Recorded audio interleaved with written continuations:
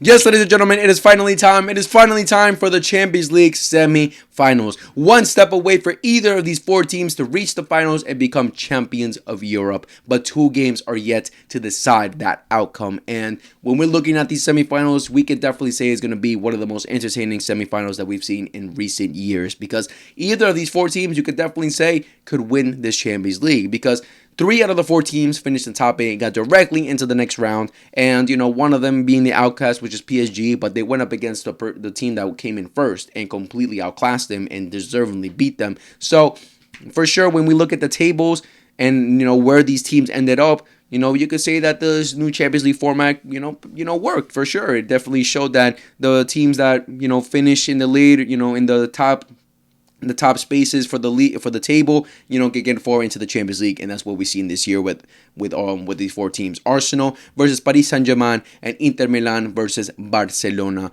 So we're gonna quickly talk about the lineups, what I think the lineups are gonna be for the first leg, and how I think overall this.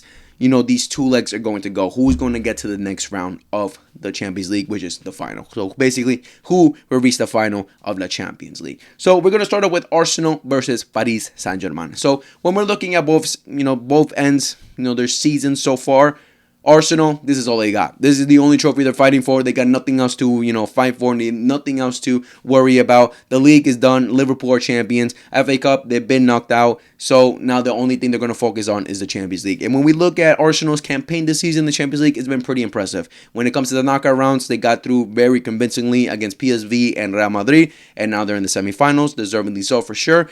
And again, they're going to go all out for this Champions League, try to get the win and try to become champions in Europe for the first time. As much as the other team to become champions the first time, Paris Saint-Germain, who are also fighting for the treble like Barcelona. At one point, it was three teams fighting for the treble, but now it's two, Barcelona and Paris Saint-Germain. So Paris Saint-Germain, they've never won the Champions League. So for sure, again, another team who are going to fight their asses off to try and win this Champions League for the first time ever. So let's quickly go over these lineups. How I think the lineups are going to be. This is Arsenal's lineup. This is how I think Arsenal will line up with David Raya in goal, Timber, Saliba, Kiwior, Luis Skelly, Odegaard, Jorginho, Declan Rice, Bukayo Saka, Mikel Merino, and Gabriel.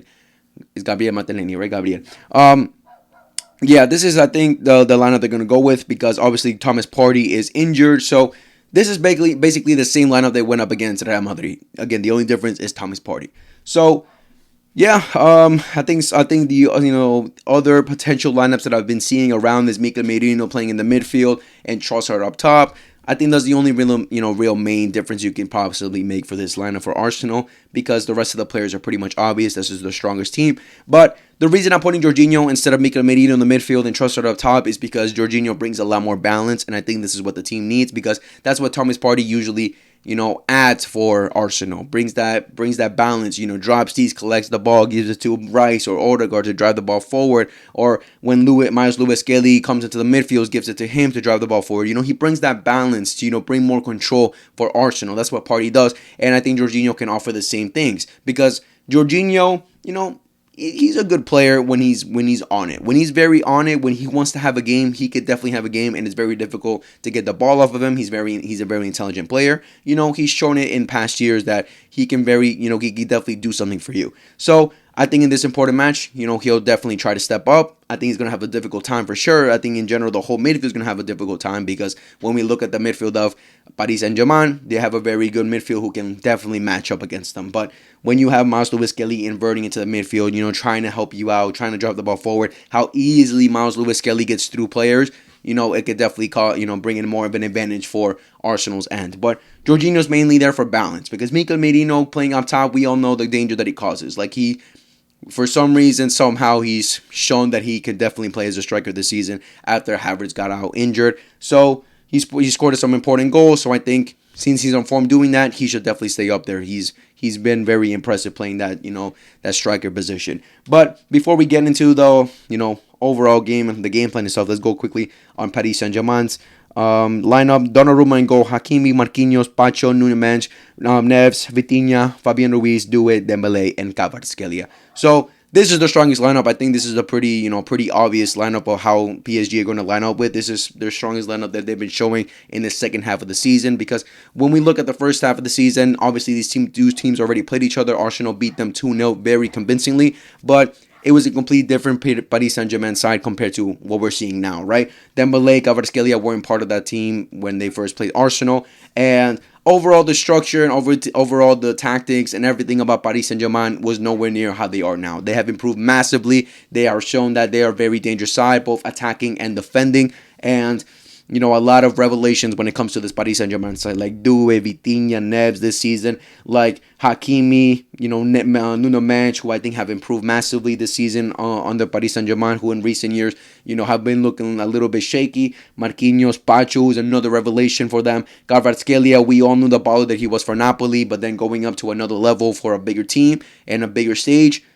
Again, he's showing it like he's been doing it for years. Like, he is definitely a baller. Fabinho Ruiz under PSG in recent years, he's been shaky, but I think after your amazing Euro run, got that confidence from Luis Enrique, found a good role for him in this Paris Saint-Germain side, and he's been stepping up as well. But when I look at both teams, I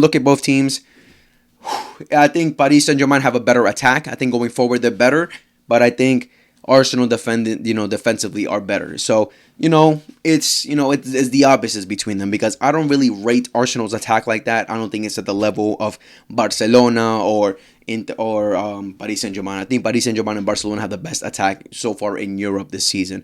So I don't rate it at the same level, but the way that you like the saying goes, defense can win you, championships. Defense is, a very key factor to winning and becoming champions, because, you don't allow any goals. And I think Arsenal have been, doing that pretty well so far this season. I have a lot of players, some of the defenders in my fantasy when for the Premier League, and I've got a lot of clean sheet points from them. So for sure, I can assure you about that. The defense is very good, but I think the main thing that we can go off from Arsenal was the structure that they play. The defensive structure that they play is very difficult to create many chances from. Like we saw it against Real Madrid. Real Madrid, who we all say has the best attack in the world, Mbappe, Vinicius Jr., Bellingham, Rodrigo, they did absolutely nothing against that Arsenal side. They couldn't create any type of danger. And even at their own crib, they couldn't do anything. So it's a matter of Arsenal are going to be, I think they're going to be a lot more reserved. I think they're going to try to hit PSG on a counterattack, while PSG are going to fire, trying to get goals as much as possible. With the likes of Doué, Kvaratskhelia, who are very, very tricky attackers. It's going to be, I think Arsenal are going to suffer. I think for sure they're going to suffer, but at the same time, if they just do what they did against Real Madrid, Paris Saint-Germain are going to suffer as well. We're not creating much, because again, Arsenal's defense is just very solid for sure. But looking at the key figures for this game, I think the key figures for PSG are going to be these two right here, Kvaratskhelia and Doué, because these two again are very tricky attackers. I think Maslow Kelly and Julian Timber are going to have a way more difficult time with these two players than they did with against Rodrigo or Vinicius Jr. For sure, Vinicius Jr. with Timber, because when I compare Kvaratskhelia and Vinicius Jr., Vinny depends more on pace. I think he depends more on his pace to take on players. Not like Kvaratskhelia, who is just a very tricky player, so technically gifted, like Doué, and they're very tricky players to go up against. Very skillful. Can just go left, right. They're shimmy. They're very difficult attackers to defend, and I think they're going to have a way more difficult time with those two than they will with when they went up against Rodrigo and Vinicius Jr. Obviously, when you have the likes of Hakimi, Nuno Mendes attacking at the same time. Who the Madrid have? Valverde, Lucas Vázquez, Alaba, Fran Garcia. It's not the same. It's not the same level. It's not the same, type of threat like that Paris Saint-Germain are going to offer Arsenal. So for sure, Arsenal are going to suffer for sure, but it's going to be a matter of. I think it's going to be a matter of chances, because I think the main player for the main players for this game is going to be for sure the defense of Arsenal. Their defense. Declan Rice, I think I'm expecting a big game for him as well, because again, PSG have a very solid midfield who want to control the ball, who want to always hold on to the ball as much as possible, keep possession as much as possible. They're very press resistant. At the same time, the press is very good, and Arsenal are going to struggle keeping onto the ball, because Again, PSG has just been incredible on the ball this season, and I'm expecting big game for Declan Rice. Be that workhorse in the midfield, try to recover balls as much as possible, and try to feed these attacks because Martinelli and Bukayo Saka are very good on the counter attack. So I think that's going to be their main game for this game. Because when we look at the defense I think since I think PSG are going to be a lot more in the front foot, attacking a lot more. These two are probably going to attack a lot more because we see how involved these two, Hakimi and Nuno Mendes, are in PSG's attack. So they're probably going to leave a lot of spaces in behind, a lot of spaces in the defense when Arsenal hit them on the counterattack, and that's when Arsenal can take advantage of, especially, again, with Martinelli and Bukayo Saka. I think Bukayo Saka is going to be the main player to look at because I think Bukayo Saka definitely could do some things against Nuno Mendes because Nuno Mendes has definitely shown that he can defend for sure. He locked down Mohamed Salah, who's considered one of the best right wingers in the world right now. But I think when he goes up against a more tricky winger like Bukayo Saka is, I think he'll have a difficult time. So I think Bukayo Saka is going to be the main figure for Arsenal if they want to have a chance. Because again, I don't rate Arsenal's attack like that. Like Declan Rice, it took 2 worldlies from Declan Rice to get 2 goals against Real Madrid. Again, they were creating a lot of chances, but they weren't taking advantage of it either. So it took 2 worldlies from Declan Rice. In the second leg, 2 counterattacks because Real Madrid just left acres of space open because they obviously had to go for goals. Like, it was more of a game where Real Madrid were just terrible, I think, in my opinion, rather than Arsenal being magnificent. I think Arsenal were magnificent in defense, but in attack, kind of shaky. And Bukayo Saka was definitely the main figure in their attack for them to cause any danger. So I expect the same things for this first leg against PSG. Because Martinelli, I think he's against Hakimi, he's going to have it difficult. Mikel Merino, they're going to have to feed him a lot. One thing I can say for sure in favor of Arsenal is Marquinhos, who I think is a bozo when it comes to the big moments. I think he's a bozo. He definitely tends to make a lot of mistakes, and we've seen in recent years that he's been a key figure for that for PSG when making those big mistakes and getting them knocked out. So and Pacho's a young guy too. He's 22, I'm pretty sure. I think he's a very young guy. He's first time playing in these kind of matches, so who knows? He might feel the pressure as well and won't be able to help Mikel Merino. But we'll see. I think it's definitely going to be a close matchup where PSG will be a lot more on the front foot, but Arsenal going to just wait for those chances to try to hit PSG on the counterattack and try to get some goals. Overall, as a Barcelona fan, I'm on the other side, so we're going to go up against one of these 2 teams. Who would I rather play? There's two things when it comes to who I would rather play. The storyline with Arsenal recreating the 2006 final. Beautiful, right? Cool storyline. Barcelona winning it again.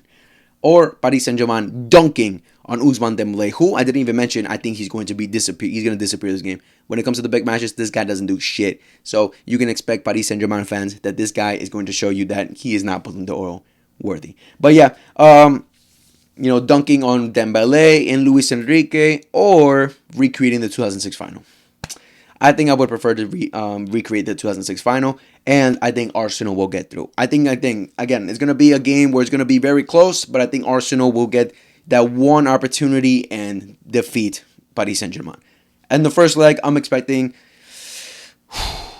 I'm going to say 2-1 Arsenal.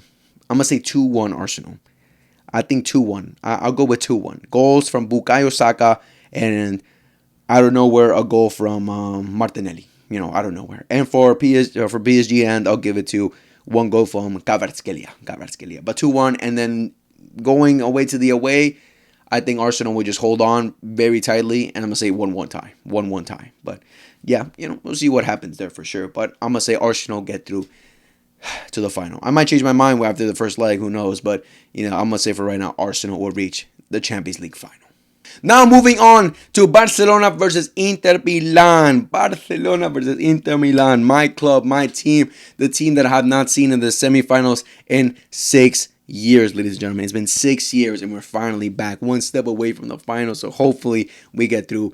If you asked me a couple of weeks ago before the semifinals, were decided Inter Milan or Bayern Munich, I fully said Bayern Munich because Inter Milan are one team I did not want to go up against because they remind me of Atletico Madrid. And Atletico Madrid are one of the teams that this season have given us trouble with the way they play. The style of football that they play have given us trouble, especially since we play the high line. We leave a lot of space in the wide areas.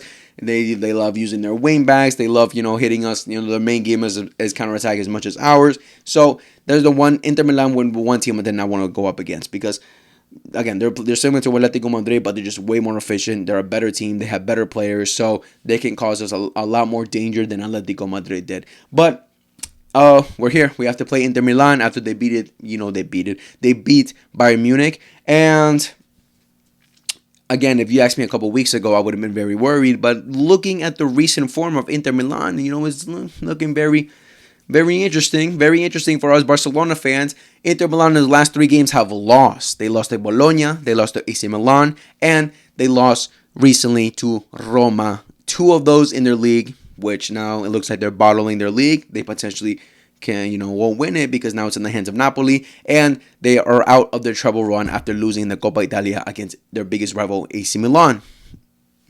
Interesting.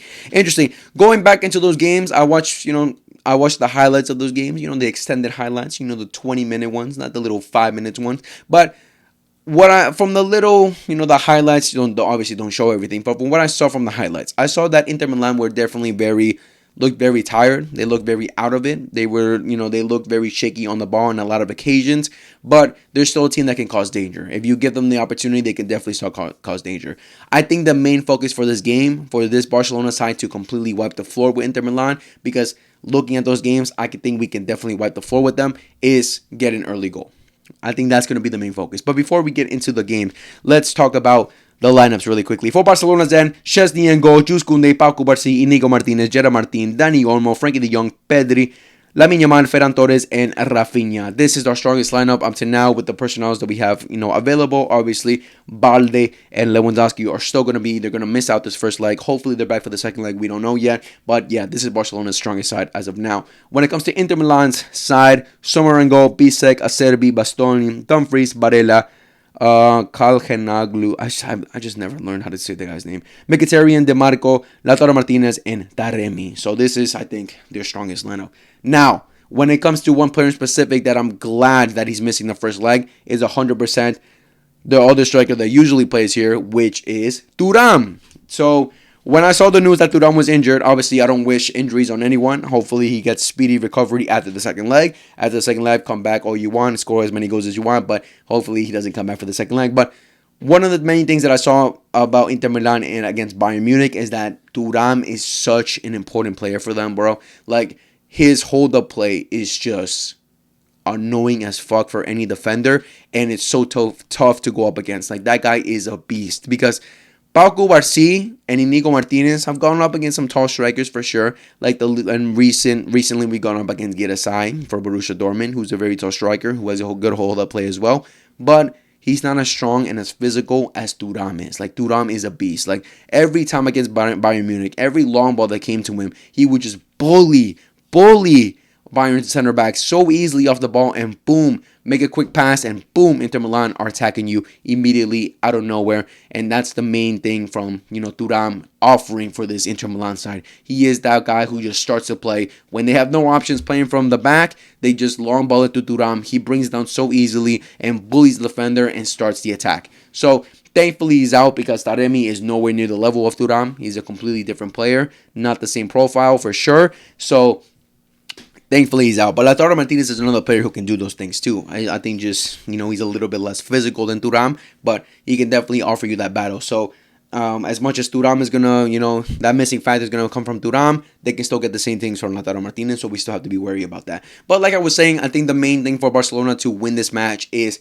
getting an early goal. I think that's the main thing that's going to have to happen for us to completely wipe the floor with Inter Milan. Because when I look back at those 3 games, the highlights, when they went down, especially against Roma, where they went down pretty early, they attacked a lot with every single one of the players, because we know Inter Milan like to use their wing backs. They love, obviously their attackers, their midfield. Everyone goes up, and they leave acres of space in behind for Barcelona, for any team to take advantage of, because Roma were completely running through them every time Inter Milan tried to attack, and they failed their attack. And then Roma, boom, immediately go on the counter and left had so much space to take it because Roma could have won that game easily 4, 5, 6. They had so many opportunities in that game where they could have completely wiped the floor with Inter Milan, but they just weren't efficient enough. They missed countless opportunities, which was shocking. Now, if they give those opportunities to Barcelona with the likes of Lamine, Rafinha, Ferran Torres, better attackers, more efficient attackers, then we're going to wipe the floor with them. So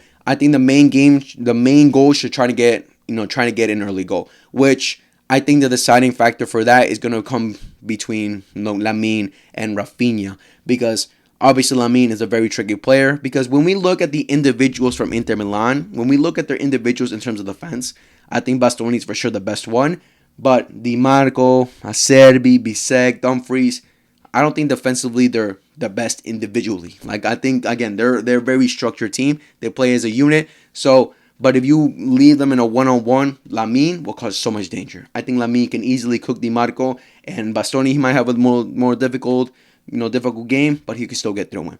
Rafinha, he's the main guy I'm worried about when it comes to this Barcelona side, because Rafinha, I don't know what's up with him. Like, he needs to start stepping up. I just don't understand what's going on with this guy. Like, in the Copa del Rey final, he was awful. He was terrible for us. And I want to say that he's going to step up for this game, but it's difficult to say because I don't know if it's a mental thing. I don't know at this point if he's just washed. I don't know what's happening with Rafinha, but he has not stepped up in recent games for Barcelona, and this is an important one. So I expect big things from him for sure, because this season he's had a spectacular season. He's one of the main reasons we're here in the semifinals. So hopefully, he steps up for this game, because I definitely think he could cause some dangers with Dumfries. One of the main things that I'm very pissed off about and frustrated about is the fact that we don't have Balde for this game, because what I've noticed about Inter Milan when they played against Bayern, when they play against Roma, when they play against most of their sides, is that they're very compact inside the box. They leave a lot of spaces in the wide areas because they like to drift together. They like to drift left and right wherever the ball is going. Their whole defense, their whole midfield drift to the side of that ball. So that means they leave spaces in one area. So if we had Balde, oh my God, bro, the amount of chances we'd be creating, because Gerard Martin just doesn't offer those, opportunities. Hopefully Flick sees that Inter Milan make those, leave those spaces, and encourages Gerard Martin to attack more, because Gerard Martin is very hesitant to attack defense, very hesitant to, doesn't have that confidence going forward. So hopefully Flick just instills something in him for this first leg and makes him attack more and take advantage of the spaces, because I can already see it. Like Inter Milan, Lamine has the ball, the whole defense of Inter Milan shift in one side, very compact in the midfield. They leave acres of space on the left side, because they're going to also, like, Rafinha is going to probably drag into the box, drag defenders, because they're all going to look at him as a threat. Gerard Martin in wide area, Lamine cuts in, crosses it, Gerard Martin with a beautiful cross, Rafinha with the first goal, Ferran Torres, whoo! I can already imagine it. But that's going to come down to the players if they can actually execute it. As much as we also got to be worried about Inter Milan's attack, because as much as they've been dipping in form, again, they're out pretty much. They're going to have it very difficult for the league now, because it's going to all depend on Napoli to draw points for them to get back into it. They still have a very dangerous attack, especially with their wingbacks. There's like Dumfries, Di Marco on the counterattack. They're very efficient. They're very efficient with their crosses. They're very dangerous. They can cause danger. How do you say this guy's name? Fucking hell, bro. This guy in the midfield right here. Kalhanoglu. Don't give him a shot, please. Do not let this guy shoot, because he's very dangerous. I'm getting flashbacks to when we played Inter Milan 2 years ago, and he scored a banger from outside the box. Dangerous player. Barella, very solid, very defensive, and very, well in driving the ball forward. But Inter Milan's game is like, they like to play quick. They like to play 1-2s go, 1-2s attack. Like, they like to, over the top, play quick football, where if we press them well, we can cause danger. But at the same time, they're very press resistant too. Like, they like to play those long balls. They like to play those over the tops. So it's gonna be a very difficult match for us, especially if we're not on it.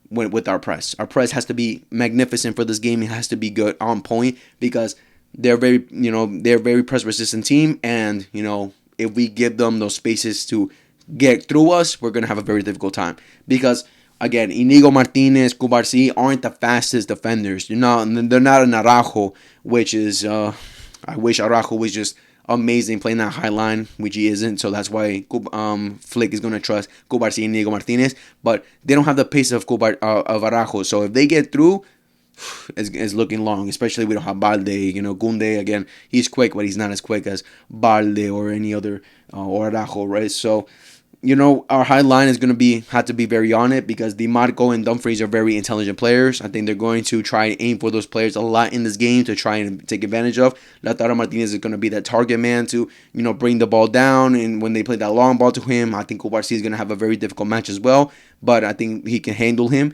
And when it comes to the midfield, I think Pedri can definitely cook this midfield, because when we look at Mkhitaryan and Kanharaglu, like, they're pretty older guys, so I think Pedri can run through him. Dani Olmo is going to be very important for this match as well. Dani Olmo for sure has to start this game. I don't want to see no Fermin Lopez, not because I don't rate Fermin. It's just I want to see Dani Olmo. He's more technically gifted. He can, you know, connect the attack better going forward. So hopefully we see Dani Olmo, and hopefully he steps up, because against Real Madrid he definitely had opportunities to score, and you know he didn't. But I'm expecting a difficult match, but it can go either two ways, right? It can either be Barcelona thrash Inter Milan, or Inter Milan just get through. They just get through. I don't think they're going to thrash us. I don't think I think we're going to have a lot more control of the ball, where we're going to have to be very wary of the counterattacks for sure. That's going to be the main thing, but I think we'll be able to handle it pretty well, because, you know, we've gone against teams that love to play on the counterattacks, and, you know, we've had difficult times for sure, but we at the end we've been able to handle it. Obviously, the main thing being that the second leg is going to be in San Siro. We're going to have to try to finish this game off at the Montjuic. And I think we're going to win. In the first, I think, I'm going to say the first leg we're going to win. This is difficult. I'm going to say 3-0. I'm going to say 3-0. I think we'll hold a clean sheet. I think we'll be very solid. I think Szczesny will have a game as well. I think we'll be solid. I think we're going to get a clean sheet for this game. And then going away, we're probably going to have it more difficult. We'll probably lose that match, but I don't think enough where they'll knock us out. They'll probably beat us like 2-0 or 2-1. I'm going to say either one of those. But I think Barcelona for sure will get to the Champions League final and face Arsenal and recreate the 2006 final in which we beat them, and we're going to become champions yet again, and Barcelona will hold the 6. Arsenal, cry. Inter Milan, cry. PSG, Dembele, Luis Enrique, cry. Barcelona will become champions this 2025 Champions League campaign. Ladies and gentlemen, vamos, Vizca Barça. Let me know in the comments what you thought about the video. What do you think about the lineups? Who do you think is going to line up for both, you know, either 4 of these teams? How do you think the games will go? Who will reach the final, and who will be champions? Let's go, ladies and gentlemen. I will be streaming both matches this week, so make sure to tune in for that, either on this YouTube channel or on my Twitch or on my Kick. All the links on the description below. My voice is still gone from the fucking Clásico, so if you hear me some voice cracking and stuff like that, it's because it's still gone from that game. But yeah, let me know all those things down in the comments. Like, subscribe, favorite, hit the notification bell for everything. I'm always sure to your friends that love football, and I love you guys. Take care, much love, and peace.